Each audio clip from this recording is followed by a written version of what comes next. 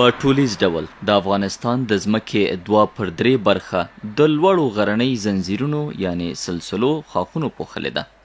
پاتې برخه یې هوار دښتونه، ریګستانونه او غونډۍ ډوله لوړې ژورې دي. د دې ځمکې هرې برخې ځانته د خپلو جیولوژیکي ځانګړتیاو او امکاناتو سره سم طبیعي شتمني زیږولې او له خزانو ډکه لمن یې خپلو اوسیدونکو ته د سوغات دپاره ساتلې ده او دا شرایط یې هم ایښي دي چې دا سوغاتي جایزې به هغه چاته ورکوي چې وړتیا یې ولري.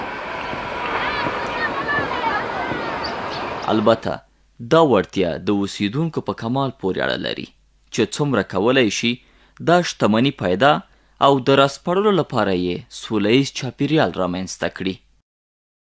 د افغانستان کانونه کولی شو د اړتیاو له مخې په څو ګروپونو وویشو: قیمتي او نیمه قیمتي ډبرې، نجیبه فلزات، پولي میتال معدنونه، محروقاتي یا د سوځېدو وړ او انرژیتیکي مواد، درانده مواد، د مالګې معدنونه، ستراتیژیکي مواد، ساختماني مواد.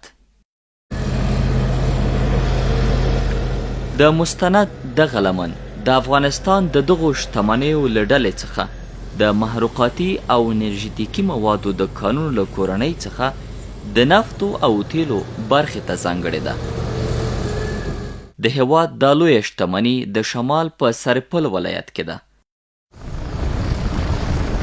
چې د رهبرۍ په پریکړه د یوه ځانګړي مسلکي ټیم په راس کې دغه ولایت ته په سفر روانیږو. که څه هم د ژمي څپه ده او د شمال شاوخوا غرونه او ځمکې سپینو واورو پوښلي، خو زموږ دغه رسمي او درون سفر ته یې ځانګړې ښکلا وربخلې. تګ راتګ کې د هندوکش د غرونو لمنو سالنګ ته رسیږو، چېرته چې واوره اوړی او ژمی انبار پرته وي. په همدې ورځو کې شوې واورې د سالنګ لویه لار د هر ډول ترافیکو پر مخ تړلې وه. تازه دغه لار نن د لویو موټرو پر مخ هم پرانستل شوه.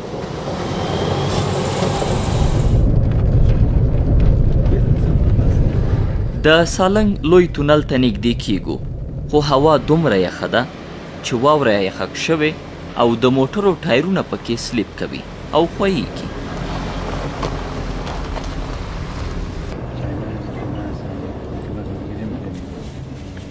د احتیاط او ډاډ لپاره باید چاینونه وتړو چې په اسانۍ او پرته له ویرې په خیر له سالنګ څخه واوړو. چی میکنی؟ چین بسته میکنی؟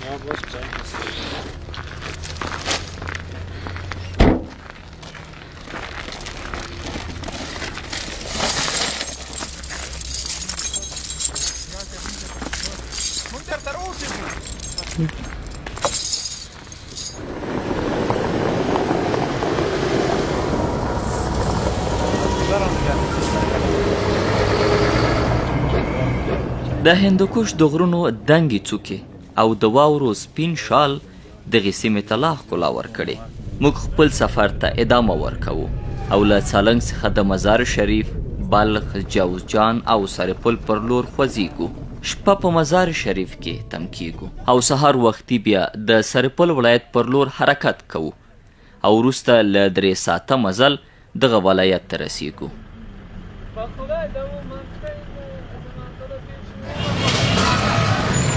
سرپل چې هم د افغانستان یو یخ ولایت دی، واورو پوښلی دی.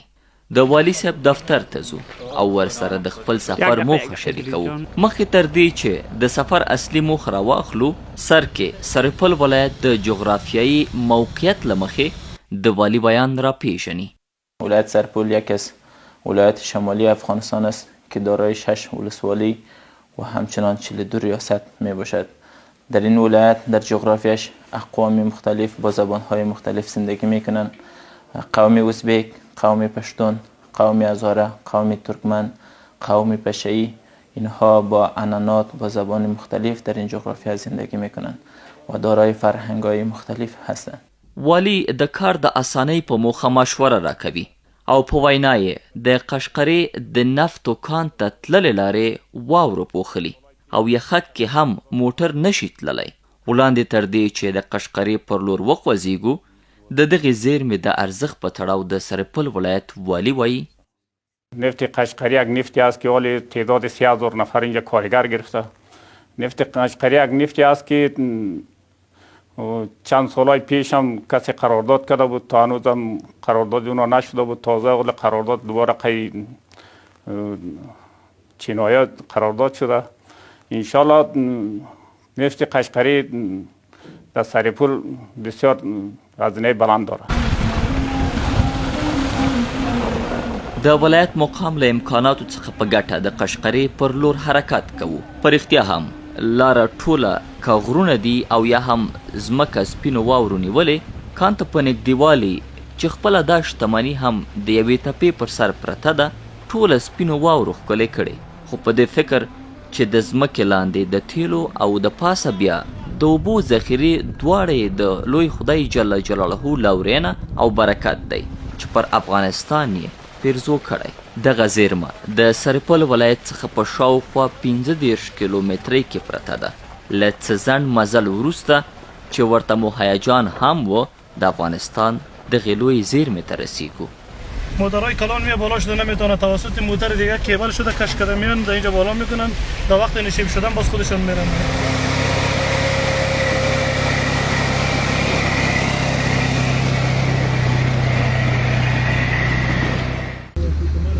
د هېواد د دغې لویې زیرمې د کشف یا تثبیت کیسه هم په زړه پورې او جالبه ده.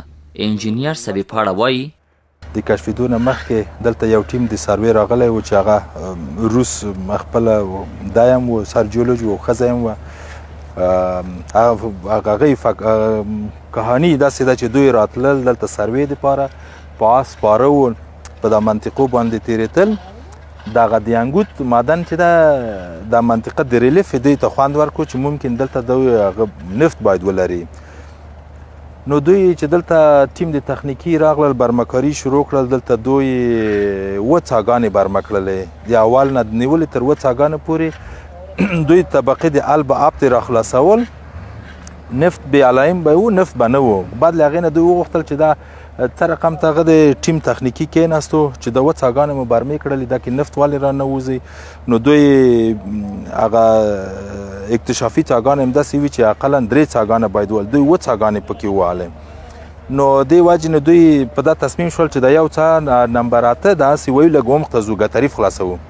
دوی چې لاړل ګتریف خلاص کو، خوشبختانه چې نفت لاسته راوړل. د معلوماتو له مخې د سرپل، فاریاب او جوزجان ولایتونو د آمو د دریاب په څنډو کې د تیلو 3 لوی بلاکونه تثبیت شوي چې د رسمي احصایو له مخې د دې ساحې د تثبیت شویو زیرمو اندازه 120 میلیون ټنه اټکل شوې. لومړی قشقرې بلاک چې 3 معادنه لري، قشقرې، آق دریا، انګوت، چې مساحت یې 1223 کیلومتره مربع ښودل شوی او 19.8 میلیونه ټنه نفت یې د استفادې وړ دي. دویم بازار کمی، دا بلاک یو معدن لري او 1115 کیلومتره مربع مساحت لري. دریم زمرد سازی، دا بلاک هم یو معدن لري چې د دې مساحت هم 1223 کیلومتره مساحت دی. د تیلو دغه کان 10 څاګانې لري چې 15 یې د قشقرې په سیمه کې دي او اوس هم د همدې ځای څخه د تیلو د ویستلو چارې پیل شوي دي. دغه 15 څاګانې بیا هر یوه یې د ژوروالي له مخې د تیلو ځانګړې کچه او اندازه لري. لومړی نمبر څه 1500 متره ژوروالی لري چې د 1140 څخه تر 1180 پورې استخراج کیږي. دوهمه څه چې په 3م نمبر هم یادیږي 1609 متره ژوروالی لري چې له 1120 مترو څخه یې تر 1140 مترۍ څخه یې استخراج کیږي. درېیمه څاه یې چې په 4م نمبر یاده ده 1630 متره ژوروالی لري چې له 1402 څخه تر 1450 مترۍ څخه یې استخراج کیږي. 4مه څاه یې چې په 9م نمبر څاه یاده ده 1955 متره ژوروالی لري چې له 1525 مترو څخه یې استخراج کیږي. 5مه څاه یې چې په 10م نمبر څاه یاده ده 1501 متر ژوروالی لري. له 1990 متر څخه تر 1409 مترو څخه یې د نفتو استخراج کیږي. شپږم نمبر څه چې په 21 نمبر څه یاده ده 1602 متره ژوروالی لري، خو له دې څخه هیڅ استخراج نه کیږي او چارې یې نیمه پاتې دي. اوس له دغو ذخایرو د ورځې په جریان کې 200 ټنه خالص نفت ویستل کیږي چې اوس یې عواید شاوخوا 110,000 امریکایي ډالره ښودل شوي دي. د هیواد د تیلو د دغې لویې زیرمې استخراج یا ویستلو د معیار او ترڅنګ بیا په ټوله کې د تصفیې د سیستم په تړاو د ټولو مسایلو د توضیح په پار سره د همدې تصدۍ یو مسلکي انجینیر همکاري کوي. دا په نوم د چای نمبر 4 قشقري دغه ژوبل نشي دا څلورمه څا ده. دا 1430 متره عمق لري. دلته موږ 4 طبقې نفتخیزې لرو چې آلب و آپت ای و بی و ده او ګتریف ده چې دا زموږ ګتریف طبقې دغه ګتریف طبقې نه نفت اخلو. دلته فعلا دا کار کوي، نورمال کار روان ده په د باندې. د په یوه شپه ورځ کې 9 متر مکعبه چې تقریبا 55 ټونه کیږي په شپه ورځ کې دا نفت ورکوي په 15 ملي چوک کې. دا شتوسر چې ورته وایي دا نفت په خپل فشار باندې راځي چې دلته دغه عملا تاسې دغه نفت وګورئ چې دا دا ساحه چې تاسې ګورئ تقریبا دلته 10 تاګانې برمه شوي دي. قبلا په روسانو وخت کې برمه شوي دي او چای نمبر 1 و 3 و 4 و 9 دا په کانتور کې دي. چای نمبر 2 5 و 6 و 7 دا د کانتور نه خارج دي چې فعلا عملا د 5 څاګانو نه مونږ استخراج کوو. چای نمبر 1 نه، چای نمبر 3 نه، چای نمبر 4 و 9 دا نه د څاګانو نه دلته استخراج کیږي. او دلته کله چې سنپیسای راغلی و دوی پلان درلود چې څاګان باید برمه شي چې د جملې نه یو چای 21 ده دوی برمه کړی چې تر اوسه پارفریشن شوی نه ده. نو د دومره وخت د 2018 نه د کار توقف و. اوس فعلا دپاره کله چې امارات راغی دوی پروډکشن کوو، استخراج کوو د څاګانو نه. د تقریبا د یوه هفته کیږي چې بیرته بلې کمپنۍ سره په نوم د افغان چین چې دوی سره قرارداد وشو. نو اوس خوشبختانه دوی کارونه تقریبا روان دي. نو دلته دوی عملا په انګوت کې کار روان ده فعلا مینټیننس نه چې هلته دغه زموږ بعضې تاسیسات خراب و هغه باندې کار یو ټیم لګیا ده. یو ټیم دلته کار کوي چې دلته منظم پروډکشن روان ده او په راتلونکي کې ممکن یوه میاشت وروسته چې ځکه اوس فعلا د دوی نوی کال را روان ده، د نوي کال په وجه دوی معطله شول راغلي نه دي. نو ممکن د نوي کال نه وروسته دوی په زمرچای باندې ډېر جدي کار شروع کړي او دلته 3 دانې دستګاهګانې دي د برمې او دوی 15 دستګاهګانې نور هم غوښتي دي چې په مجموع 3 دستګاوې شته دي لکه 2 نور دي چې هغه به راځي دلته. نو 6 دستګاهګان نور هم برمه کېږي انشاءالله.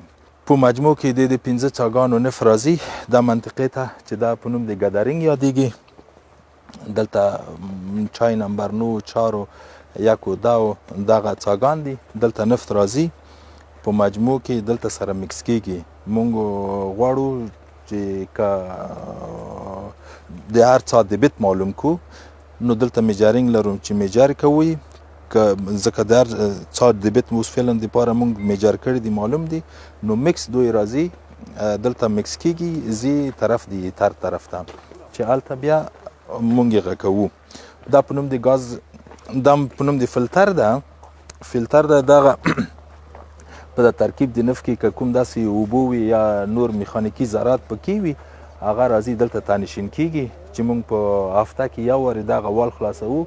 په دا کې د خټه مټ کوي یا لږې اوبه لري ځکه چې هغه درانده دي بیخ کې کینی هغه موږ غږوو هلته پیت ته ځي چې هلته دا ریلیز کوو.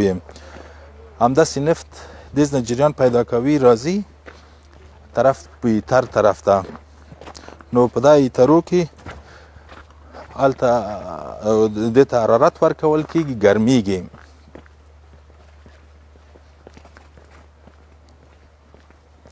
اوس فعلا دپاره دا معدن ځوان ده، تر اوسه دومره استخراج نه دی ترې شوی.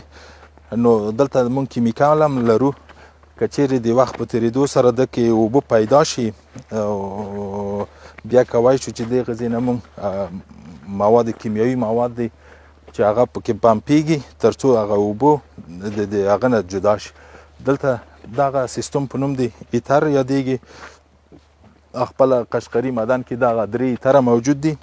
ایتر نمبر 1 و 2 و 3 فعلا 3 واړه خاموشه دي ځکه چې په ترکیب د نفت کې اوبه شته نه، نو دې ته ضرورت نه ده پېښ شوی چې هغه وکړو موږ دوی نه استفاده وکړو. نو نفت داسې راځي په هغه پایپ باندې د سپاراتورو ته چې دغه سپاراتورونه دي، سپاراتور 1 و 2 3 4 5 5 سپاراتور لرو. فعلا د یوه سپاراتور نه موږ استفاده کوو. نو دلته سپاراتورو ته چې نفت راځي دلته موږ ته دا سپریټ کوي، اوبه و ګاز نفت موږ ته جدا کوي چې په دا هغه باندې پایپلاین باندې ورځي هغه ته سپاراتور داخل ته. دلته دا یو عملا کار کوي، تاسې یې ګورئ چې هغه د ګاز والونه دي او دا خوا دا د نفت دي، اتومات کار کوي. دا اتومات والونه دي، اگر چې پرسونال دلته 24 ساعته ورته ناست وي د مراقبت په خاطر، ځکه هوا دلته ډیره یخه ده. دغه والونه په مجموع کې یخ وایي، دغه بله ورځ مو پوخ کړي دي. نو دا اتومات وال دلته چې د 200 نه هغه ډیریږي، نفت ډیریږي، اتومات خپله خلاصیږي، ریلیز کیږي. همداسې د اوبو همدا رقم ته د ګاز اتومات والونه لري چې ډېر مجهز سیستم باندې هغه شوي دي. اوس فعلا دپاره ځکه زموږ دا د هر سپاراتور د 200 ټنو دپاره کار کوي. نو دې وجې 15 سپاراتور دي. دوی داسې پروګرام درلود چې آینده کې ممکن د 1000 ټنو نه اضافاتر موږ دلته پروډکشن ولرو. نو دې په خاطر 15 هغه ورته انسټال کړي دي سپاراتورونه. اوس فعلا دپاره تقریبا 200 ټنه دي. نو د یوه سپاراتور نه استفاده کوو. د نور سپیر دي، کله چې هغه شي څاګان برمه شي یا پروډکشن مقدار مو لوړ شي، بیا نو موږ کولی شو چې دې نه استفاده وکړو. 200 ټنه څومره وخت کې؟ 24 ساعتو کې 24 ساعتو کې. نو دا سیستمونه همدا رقم ته دی. دې غجې نه چې نفت خلاصېږي راځي، بیا د سپاراتور هغه ته راځي. د سپاراتور نه چې راوځي ذخیرو ته، دلته موږ ذخیرې 4 ذخیرې لرو. ذخیرې 1 2 3 4، هر ذخیره تقریبا 1000 متر مکعبه ده. نو دا نفت چې راځي سوچه نفت کروډ آیل دې ته ورځي، او اوبه یې چې دا کېږي هغه بله ذخیره لرو په نوم د ذخیرې 200، په هغه کې ځای په ځای کېږي. او ګاز یې عملا تاسې هلته وینئ چې سوځي. نو هغه ګاز دې په خاطر چې تقریبا 80% نه ګاز د کاربن دای اکساید زیات ده، دې په خاطر مضر دي د انسان صحت دپاره. او دلته چې محیط زیست ککړ نه کړي نو هلته یې سوځوو موږ. او دا سیستم د بارګیري ده یا لوډینګ سیستم ده. او دلته کله چې هغه وشي دغه هغه کمپنیان سره خبرې وکړو، بارګیریان کېږي، بارګیري دې ځای نه کېږي. نو دا سیستم همزمان 4 موټره یو ځای کېږي، په هر یو ساعت کې 120 متر مکعبه نفت پمپ کوي. نو دلته موږ 4 ټانکره درېږي، 1 2 3 4. نو هغه مخ ته تګ راتګ سره تقریبا په نیم ساعتو کې د 4 ډکېږي واړه. نو دې غجې نه زموږ پروسه بیا ختمیږي چې خواته نور نه ځي. بیا مارکیټینګ بخش هم موږ لرو چې دلته مارکیټینګ هم دی، دوی دپاره بارنامې و هغه ټایپ کېږي و. ټانکر هم دې ځای نه ډکېږي. بلې و دلته ټانکر راځي، مثال دلته درېږي نور سیستمونه یې دلته دي، خو پاس یو نفر انجینر زموږ 2 کسه دلته کار کوي، چې یو انجینر هلته وي، یو انجینر دلته کار کوي، یو اپریټر لاندې، او دلته پاس سیستم ده.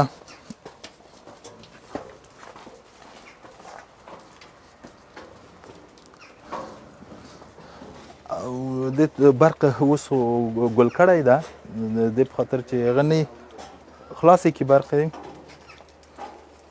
برق سویچ شي.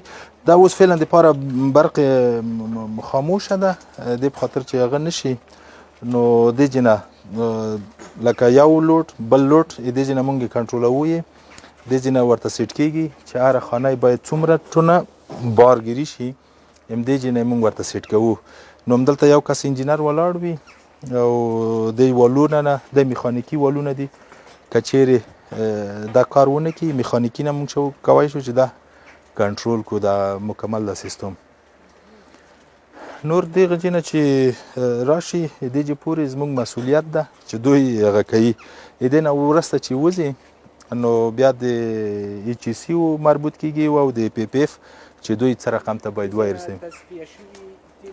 دلته تصفیه شوي بله یو کروډ دلته چې مونږ ته کله قرارداد راځي، په قرارداد کې لیکل شوي وي چې هغه کوم نفت چې تاسو مونږ ته راکوئ څومره باید فیصدي د اوبو څومره وي، او څومره باید د سلفر مقدار څومره وي، او د اوبو مقدار څومره وي چې دې نه اضافه نه وي. نو مونږ دې وجې لابراتوار لرو، همدلته نمونه اخیستل کېږي د څاګانو نه په حضورداشت خپل هغه څوک چې نفت اخلي یا بایر وي، خپل د مونږ پروډکشن ټیم وي، او لیبراتوري وي، او آموداري هم وي. دغه 4 بخشه وي. دوی مونږ نمونه ورته اخلو د ذخیرو نه، دوی وړي لابراتوار ته، د اوبو مقدار د ډنسیټي دا مونږ ته ښایي چې فعلا دپاره سلفر مقدار کم ده، او دوی چې کوم شی مونږ نه وړی دی څه نه دي ویلي چې سلفر مقدار یا جګ د لوړ ده. کله چې هغه وکړي د مقدار د سلفر هم مونږ ګورو، د اوبو او د ډنسیټي دا مونږ ورته ګورو، نظر په هغې محاسبه ورته کوو چې څومره کېږي، یو هغه ته یې باروو ټانکر ته، او په مجموع کې بیا مونږ دوی ته هغه ورکوو بارنامې ورکوو چې په هغه کې په مجموع کې لیکل کېږي چې څو ټانکره شول، هر ټانکر کې څومره شول، او په مجموع کې څومره شول، څومره نفت شول. د هغه نه منفي کېږي، ورته ویل کېږي چې سبا ته یا دومره موټر دوی مونږ ته تدارک ویني راځي مونږ ته. مونږ چې دلته هغه کوو پروډکشن کوو، دا په مجموع کې د 15 څاګانو نه 200 ټنه چې مونږ یادوو دا کروډ آیل دی، لکه اوبه او ګاز یې ترې بیل شوي وي. دا چې کومه ذخیرې ته ځي مونږ دا محاسبه کوو. هغه مقدار د اوبو چې دي هغه هم جمع د ګاز هغه ځان ته محاسبه کوو.